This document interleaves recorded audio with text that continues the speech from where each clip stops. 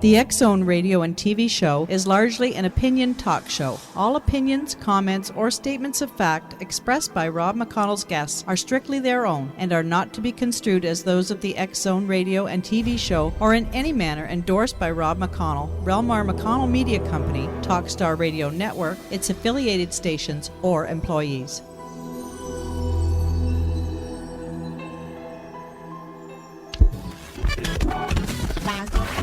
All Hit Radio.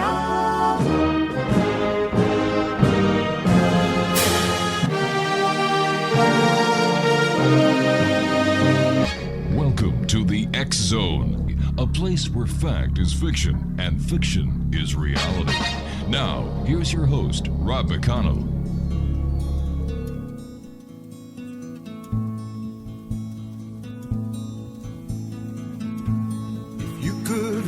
My mind, Lord, what a tale my thoughts could tell.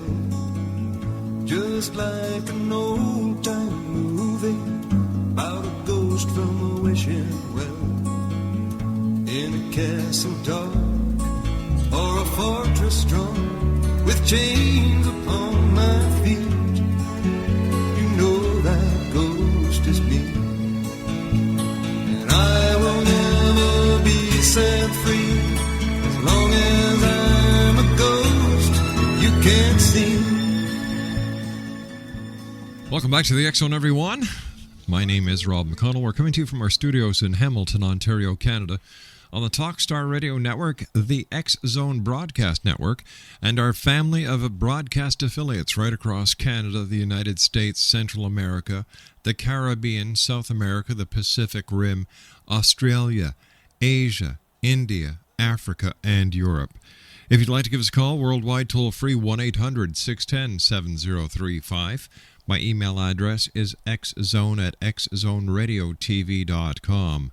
On MSN Messenger, xzoneradiotv@hotmail.com, and our website, www.xzoneradiotv.com. My guest this hour is Dr. Nick BEGICH, and Nick is well known around the world for his many, many works on and research on mind effects. And I'd just like to read you something before we bring Nick on Exonation. This is from Wired magazine. The title of the article is Danger Room, What's Next in National Security? Pentagon Preps Soldier Telepathy Push.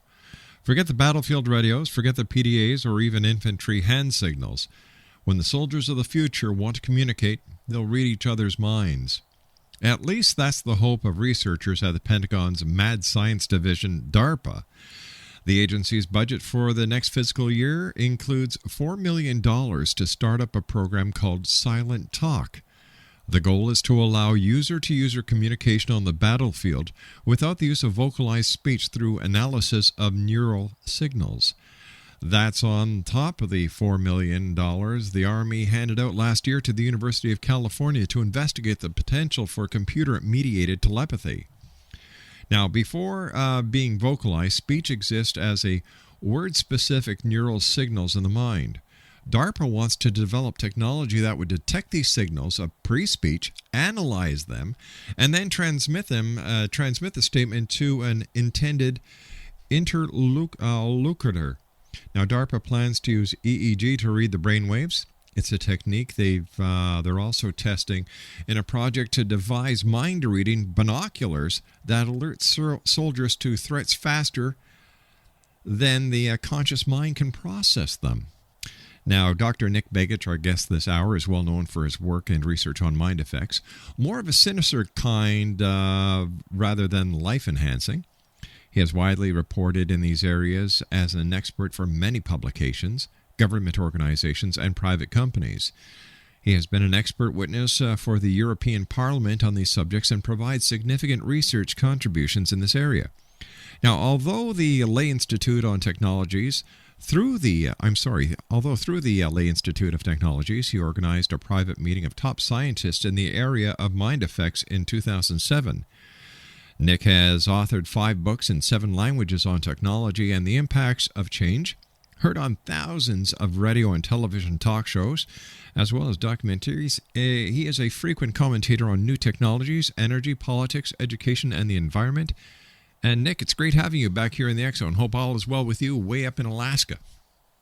It's great, and I appreciate being on with you and your audience again, and on this topic, which is drawing increased attention as time goes on. Nick, you and I have to take a 2-minute commercial break, and when we come back, we're going to be talking about this. We're going to be talking, Exonation, about mind-brain enhancing effects of modern technology. Dr. Nick Begich is our special guest, Exonation. His website's www.earthpulse.com and www.layinstitute.org. Nick Begich and I will be back on the other side of this 2-minute commercial break as the X Zone continues from our studios in Hamilton, Ontario, Canada. Once again, if you'd like to find out more about Dr. Nick Begich, visit his websites, www.earthpulse.com and www.layinstitute.org. My name is Rob McConnell, and this is the X Zone, coming to you live from our studios in Hamilton, Ontario, Canada, on the Talkstar Radio Network and the X Zone Broadcast Network. Love, what a tale your thoughts could tell. Just like a paperback novel, the kind the drugstore sell. When you reach the part where the heartaches come.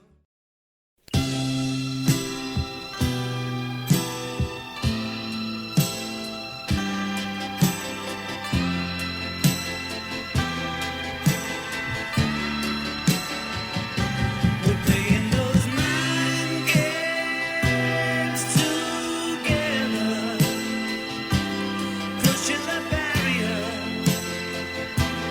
planting seeds, playing the mind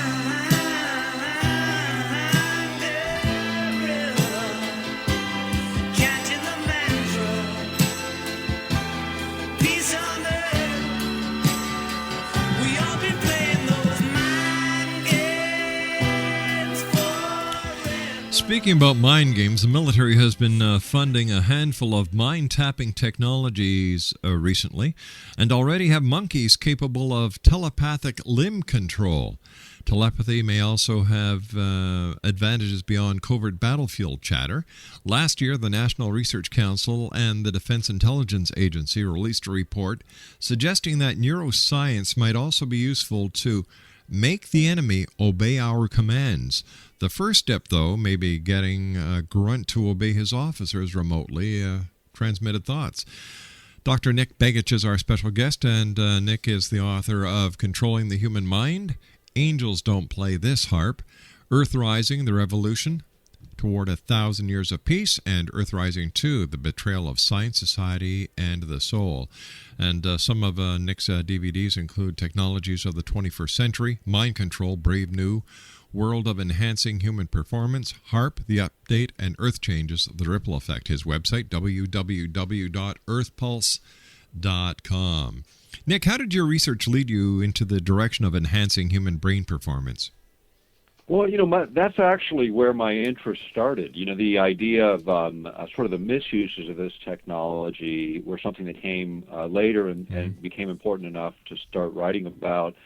But the idea of enhancing human brain performance using technologies to increase what we're capable of was always a fascinating area for me. And then, of course, stepping in, I think the place where people started to see my work come forward was during the HARP controversies back in the mid-'90s. And we started getting very concerned about sort of the direction in which general technologies were moving, sort of away from bullets and bombs and ordnance and more towards these more exotic weapons, the kind that eventually led to this subject, which is a sort of direct coupling and interpretation of a mind activity or mental activity. Nick, when you look at that... I'm sorry. Go ahead. I was just going to say, when you look at that whole area, it's even starting to make mainstream media concerns, even back as far as 2002. The Economist had a cover story in the May 25th issue called Mind Control, and it was a short article just dealing with the ethics of this emerging science. Nick, I thought of you during the Jamaican earthquake. There were a couple of reports where Different news agencies had even speculated that HARP may have been responsible for the Jamaican earthquake, or Haitian earthquake, I'm sorry. The Haitian earthquake, yeah. We had seen some of those reports, and of course, it seems like every time there's a major event, somebody contacts us, or a number of people do. And in this case, and the reason for that is because geophysical manipulation, the idea of creating earthquakes, is technically possible. In fact, even Secretary of Defense William Cohen, we quoted him in the book Earth Rising, the Revolution. He said, and I quote, others are engaging even in an eco-type of terrorism whereby they can alter climates, set off earthquakes and volcanoes remotely through the use of electromagnetic waves, unquote. And that was April 28, 1997, so way before 9/11, way before the big concerns about international terrorism rising to the level they are today, and yet this type of technology was being attributed to terrorist states as far back as 2002. What we have said, and we continue to say, is this area is one that has not just been of interest to terrorists, but also to our own country. In fact, 60 other countries signed agreements, an international treaty back in the mid-1970s where we agreed not to do this kind of thing. That treaty was being discussed when Rumsfeld was still in his position, trying to get the U.S. to dump the treaty so that we could use these more exotic technologies. Now, Nick, in the recent article in Wired magazine that I read a bit of early, bringing you onto the show, the military is once again advancing ideas in the area of electronic telepathy. What is DARPA doing about this subject right now? Well, this is interesting. Is we had Ben Eastland, who was one of the inventors of the HARP system, and we had a closed conference in Dallas back in 2007, just before actually Ben passed away, and the issue of mind effects was the topic for that conference. We had talked to Ben. I personally had a long chat with him about this subject, and he had actually talked to the top guy at DARPA. I'm trying to remember his last name, Tony Tether, I think it was, but the head guy at DARPA, and he raised the issue of mind effects with him, and his statement to me, Ben Eastland's to me, was, no one's laughing at DARPA anymore.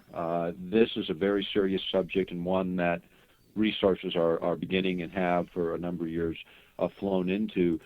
The idea of being able to literally read a person's thoughts is being discussed even outside of DARPA circles.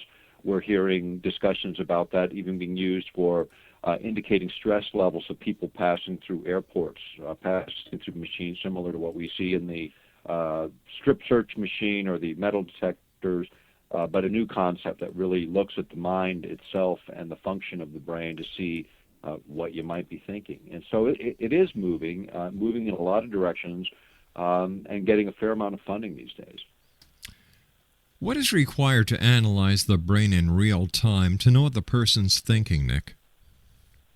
Well, it's computing power is the biggest thing. Being able to translate and interpret the signals at a distance, becomes a bit of an obstacle, although I think a lot of that technology has been evolved and developed. The idea of looking at complex brain function and making an analysis of that so you can sort of generalize across populations to see really what those brain signals mean and to try and translate them the same way that people translate language, but looking at the brain activity itself. So using EEGs or more sophisticated methods of brain imaging, being able to look in real time as a person's thinking at what they're thinking, that's sort of where the science is today. And computing power has been the biggest obstacle, and we're quickly overcoming that as our machines become faster and more capable. So I think we're there, at least in terms of gross emotional sense of a person. You can deduce pretty readily specific thoughts. We're getting better at it. We're getting to the point where we can actually, with our brains, control mechanical objects. That's the crude and early stages of what we're talking about today. What about getting the enemy to obey our commands? Is that really possible? Well, there's some technologies already that have some of that capability. The idea of using what are called silent subliminals. These are words below the level of conscious hearing. In fact, there's patents regarding this that we cite in the book Control. Nick, are you there?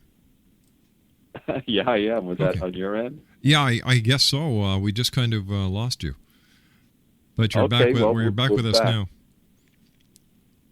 You got me okay? Yeah, we've got you fine. We were talking. What we were saying. What you were saying was you were talking about the book and obeying, having the enemy obey our commands. Right. This idea of being able to look at brain activity from a different perspective. Silent subliminals. There are patents that have been developed for this, where you can actually embed language on, say, radio music coming into an area. For instance, in the Iraqi war, in the first Iraqi conflict, Scottish media reported after the fact that we had actually done this. We had recorded signals on the regular broadcasting Muslim music and prayer into the country that actually stimulated fear, anxiety, this kind of feeling. And what we saw in that first Gulf conflict was, the fourth largest army collapse like they had been, kids on a playground fire drill the first time. And I think that's indicative of sort of the state of the technology, say a decade ago when that was used. Again, just affecting the emotional state, and any electromagnetic carrier can be used to create that effect. This includes radio, TV, any kind of energy transfer can carry a signal that creates these kinds of emotional disturbances. In fact, there was a great article in the U.S. Army Quarterly back in the late 90s that we quote extensively throughout our work that talked about this. And what they said essentially is any electromagnetic emanation capable of being sent through telephone lines, TV, radio networks, supply pipes, even incandescent lamps, the signal would manipulate the behavior of those in contact with that signal. And so this is more on the emotional level, affecting people's general state of being. It seems that mind games, as John Lennon sang, is going to be more truth than fiction in the very near future, if not already. Yeah, I think already. In fact, you go back to the research on this, and you can go back many, many decades, back to the early 1950s, and even before. Some of the very earliest work was done in the hypnotherapy labs of Harvard University in the 1920s and 30s by a guy named Estabrooks. He got some notoriety by recommending LSD treatments in psychology, in psychotherapy back in the 60s, about the same time the CIA was actively using LSD and other hallucinogenics in tests for, again, their mind effects, or mind control testing. And, a lot of that, when you go back to those days, people were thinking about mind control as sort of all the sinister aspects of controlling or manipulating people, getting you to do things that maybe you normally wouldn't do. Right. But I think there's another dimension to this, and we talk about it often these days, and it's the dimension that what they also discovered along the way was sort of what the anomalous capabilities of humans were, what these unusual characteristics that weren't well understood. In the early days, they used to call them extrasensory perceptions. Today, they call it anomalous human capacities. And so it depends on whose language you want to use, but I think the latter was just a little bit too controversial in the current frame. But this is the nature of it. And so when you see articles like DARPA playing around with mental telepathy, it's about that sort of sixth sense, that other capability that we might have that they're extremely interested in. And there were other researchers as far back as the 80s who had made some great progress in this area, again, sort of explaining those attributes of human beings that are otherwise unexplainable. All right, let's talk more about that on the other side of this news break, Nick. Dr. Nick BEGICH is our special guest. www.earthpulse.com. That's earthpulse.com. And Nick and I will be back on the other side of this commercial break with the news as the X Zone continues right here from our studios in Hamilton, Ontario, Canada.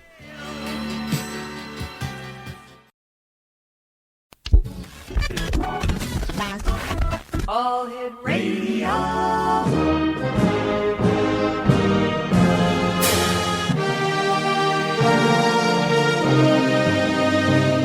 Welcome to the X Zone, a place where fact is fiction and fiction is reality.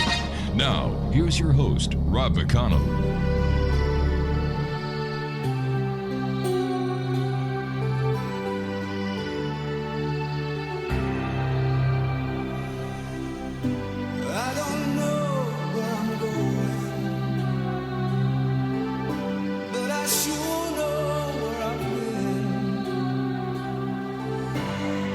on the promises and songs of yesterday. And I've made up my mind. I ain't wasting no more time. Here I go again. Here I go again.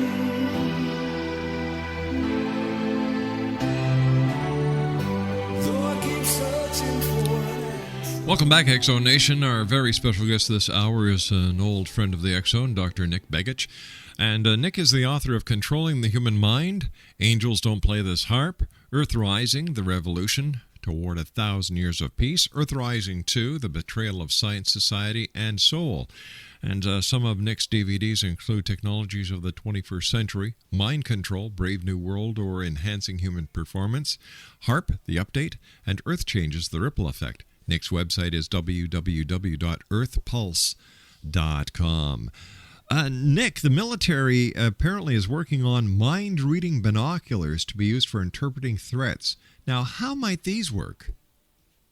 Well, it's the same general idea. They're looking at brain activity and then creating a sensitive enough instrument that will actually be able to read at a distance. The objective is, to find out again what your adversary is thinking. Initially, I think what they're going to be looking at primarily is just general emotional state, which I think would be fairly easy to figure out what that is on the battlefield. I mean, it's stress for sure. I mean, huge amounts of it. But being able to sort of look at activity and then again being able to interpret it, that's where this science is and where it's headed. And and it's not so much even so much about controlling, although that's always been a big part of it. The other aspect of it is, what happens when you awaken these unusual characteristics in people. And I think this was the greater concern of military and intelligence researchers. When they started to look at sort of anomalous people who have these unusual characteristics and what they can do, that became pretty interesting. The idea or the realization that every human being maybe has these capabilities latently, I think, was one of the things they discovered along the way. And the way that you inhibit the ability to reach these higher states of awareness or these abilities is to keep people in a constant state of stress. Look around, and I think everyone can pretty much acknowledge that's the state that most people are in for a variety of reasons. But as long as you're in that condition and you look at an EEG, those instruments that measure brain activity, what you'll see is incoherent brain patterns when people are under stress, the kind of brain patterns that don't lend themselves to higher order thinking and certainly don't lend themselves to extra sensory perception. That requires a slowing of the mind and body, a very controlled, rhythmic, coherent kind of signal then emanates from the brain, which can be easily analyzed. In fact, you can even drive those mental states. You can create situations where you actually can create that sort of zone, that place where you're in your ideal state of mental performance. At the same time, the recognition of that and the recognition of disturbing people's ability to think clearly, rationally, that's what so much of the military emphasis is really about. It's the idea of knocking your enemy off their pedestal in a way where they can't even control sophisticated weaponry, even if they had it available to them. You conducted a closed conference for the Lay Institute when you were working for them on mind effects. I understand ESP did come up as a topic in both the formal and informal sessions, Nick. What is going on here, and where is technology going to be taking us? Well, this was interesting is, everyone in attendance pretty much felt that was a normal sort of thing. In fact, Rosalie Bertel made a presentation. She is a PhD in physics and mathematics, a brilliant person. Her sense of it was that this is really the next evolution of humans, that this capability will be more manifest in the next generation as really a coping mechanism. The fact that human beings are now trying to create sort of artificial systems, in reality, we're sort of mirroring our own. And the idea that humans have this sort of attribute, and hearing it among scientists, both formally and informally, was pretty impressive. The most impressive speaker in the conference was Alexander Kavarenin, the former head of the biophysics lab of the USSR Academy of Science, the most impressive on this specific topic. And what he concluded and what he presented was pretty phenomenal. He gave a mathematical basis or formula or a theoretical model for how these things occur. And Alex, he got his interest in all of this back when he was a teenager. He's now in his 60s. When he was watching the demonstration of the paranormal in the former Soviet Union, that caught his interest. And with a guy with an IQ that just goes literally right off the charts, he dedicated his life to sort of figuring that out. And as a consequence, he developed a number of papers in the last couple of years that attempt to give a theoretical model. And the importance of that is that model becomes useful for engineers and the transition to engineering, which actually create mechanisms that can accomplish the things that he developed theoretically. The interesting part of his model is the root of the mathematics, which he reran the numbers a number of times just because they baffled him and yet made sense to him. And what it was the final summation of the number turned out to be a mathematical formula that's referred to as the golden mean. Sort of the essence of this sort of attribute of human beings boils down to the same mathematics that shows up in all of the great structures of the world. It shows up in most living organisms in one form or another. Very interesting that it would boil down to a mathematical principle that's been understood to be a little bit esoteric and at the same time not so esoteric, more scientific over the millennium, actually. Nick, when we're looking at all these advances, if I can use that word, in warfare, why isn't it then just possible for warring nations to do everything electronically and just bypass the soldiers? Well, I think on some levels we're going to start to see more of that. We're going to see more of a covert kind of war where we can disturb a nation's mental functioning. I mean, think about this as a practical matter, the kind of havoc that could be wrought with that. In fact, there was an article in Technology Horizon, which was produced by the Research Lab for the Air Force back in June of 2004, where they talked about exactly this, what they call controlled effects, being able to manipulate the operators or the human participants in conflicts in such a way where they wouldn't even be able to know it. I mean, they couldn't even distinguish that they were being literally affected. And this is again where the direction of war changes from one of bullets and bombs to one of gamesmanship in terms of how to manipulate people and events. And when you start to look at some of the geophysical manipulation that we just alluded to in the last segment, those same kinds of things where you can literally create geophysical events that can be explained away as natural, and yet there are many countries in the world that are working and have developed technologies in this very same area. If the governments of the world are working on methods to control the enemy, let's say they master it, what would stop them from using these very techniques on the citizens? Absolutely nothing. In fact, the former Secretary of the Air Force suggested that all weapons that would be classified as non-lethal, which these fit into, actually be tested on Americans first before they're deployed in battlefields. That raised a lot of questions, and he's no longer serving in that capacity in the last couple of years. But the point is, they do experiment on Americans. In fact, Secretary of Energy O'Leary during the Clinton administration acknowledged 500,000 American victims of human experiments that included everything from mind control to injecting black Americans with syphilis in the Southeast over a 40-year period. And out of 500,000 that they admit to, virtually nobody has ever been held accountable for those crimes against Americans. And the beat goes on. I mean, there's actually a protocol within the Navy that was approved in 2006. It's posted on our website under mind effects, and it's the rules for sort of human experiments. And on page 9, you'll see the words mind control experiments that have to be approved by the Undersecretary of the Navy. Those experiments continue to go on, and the permissions to conduct them continue to go on. RFPs, requests for proposals by the military, continue to be let. The most recent one that I looked at closed in September 2009. So the work in this area is not slowed at all. In fact, if anything, it's accelerated as we gain greater understandings within the neurosciences areas. Nick, what about the issue of stimulating the brain for accelerated learning? How might electronic telepathy play into this in the future?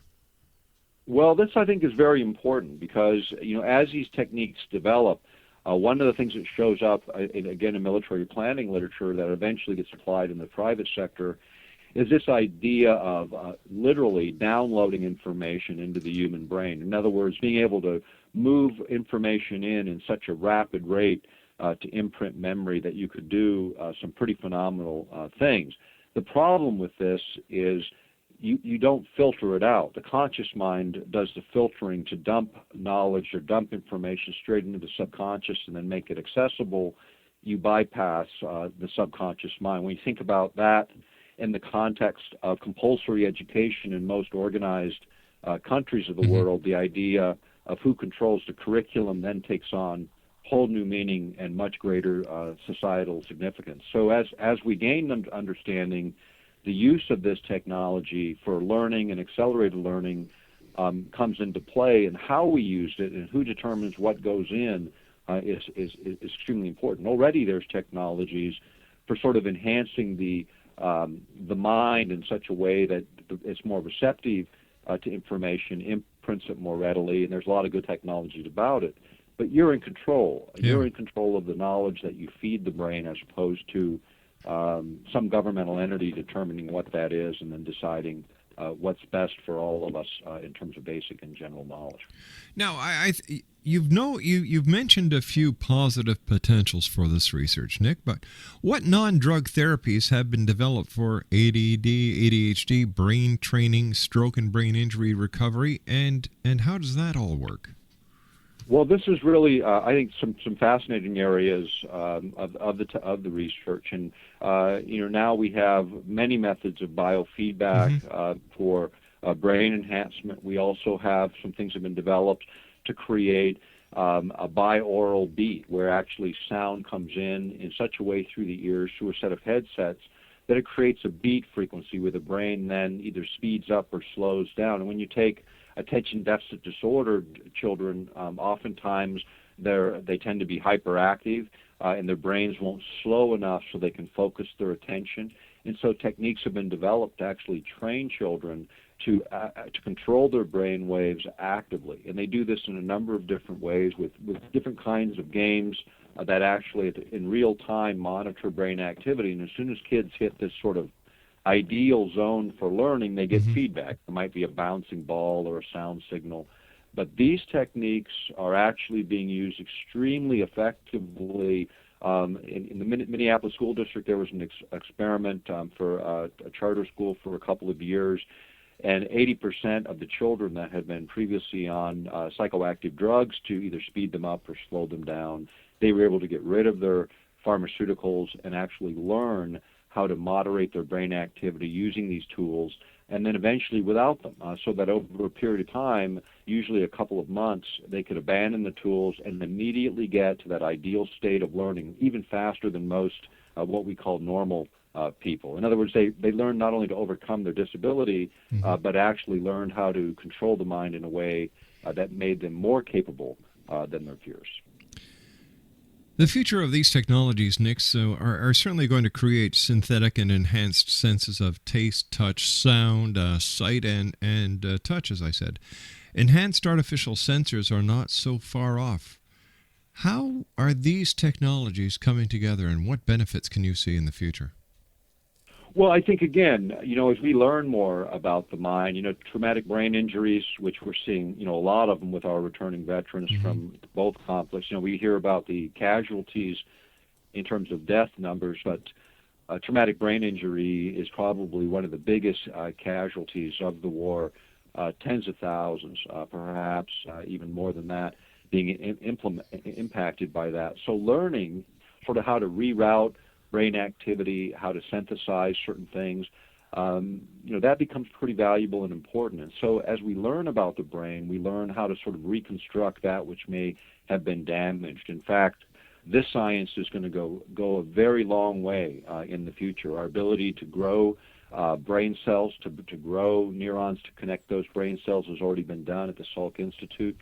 Taking those brain cells and neural connections and connecting them to electronic substrates has already been done. Mm-hmm. The idea of literally recreating components of the brain that have been damaged, that's where the science is headed. And I think in those respects, there's some great things that can come of it. And I think the balancing act is, in terms of the life sciences and military technologies, often things get suppressed for military purposes that really belong to wider user groups, people that really could benefit immediately by the release of technology. And unfortunately, we see a lot of that suppressed in the course of time. I don't think this technology will be any different, except to say that these days technology is much flatter. Nick, you and I have to take our break. Please stand by. Nick Begich is our special guest. EarthPulse.com. We'll be back on the other side of this break. Don't go away.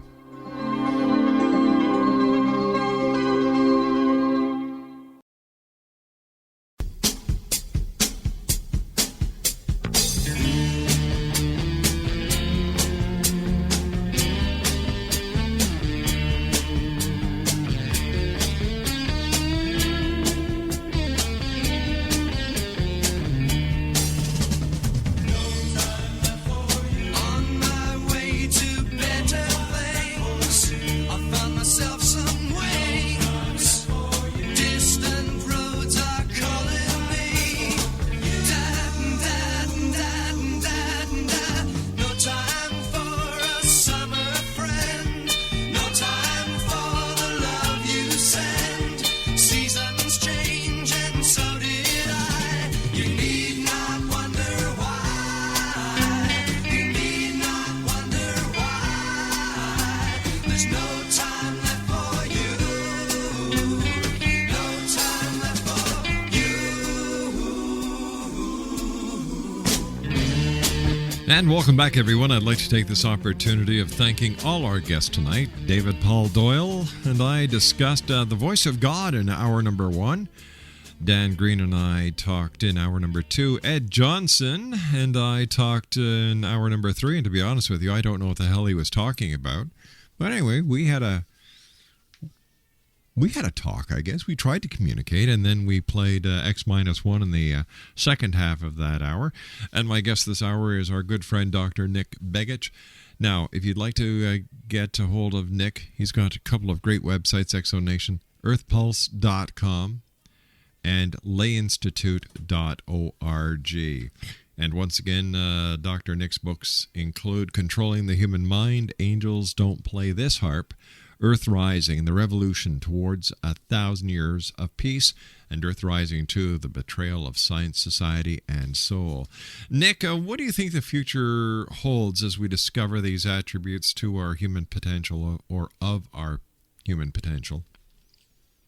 I think we are going to go through a really interesting period. Those that are fortunate enough to live through this period of history, I think, are going to see humans capable of the previously unexplainable. I think the next 10 years, 15 years, we're going to see these kinds of capabilities more readily demonstrated, understood, and the mechanisms behind them finally figured out. And here's what I really look forward to. And speaking maybe a little bit in a non-scientific way, but I believe humans are much more than we recognize. I think these capabilities are latent within all of us.